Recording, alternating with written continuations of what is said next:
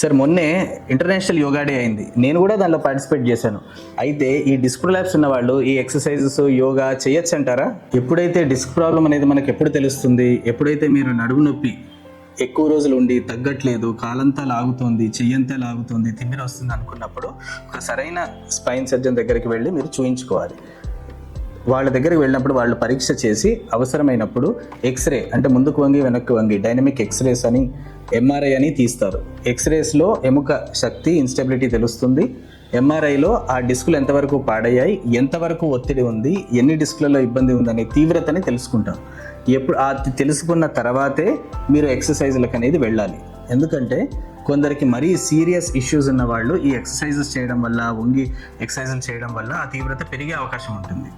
ఎవరికైతే ఫిజియోథెరపీతో లేదా ఎక్సర్సైజెస్తో లేదా యోగాతో తగ్గుతుంది అనేది మనం నిర్ధారించుకుంటామో ఆ తర్వాత ఎక్సర్సైజెస్ వాళ్ళు చేసుకోవడం వల్ల చాలా ఉపయోగం ఉంటుంది. అది కూడా ఖచ్చితంగా ఒక ట్రైనర్తో యోగా చేయడం కానీ, ఒక ప్రాపర్ ఫిజియోథెరపిస్ట్ నేర్పించిన ఎక్సర్సైజెస్ వాళ్ళ ఆధ్వర్యంలో నేర్చుకొని మీరు ఇంట్లో చేసుకోవడం వల్ల మంచి ఉపశమనం ఉంటుంది.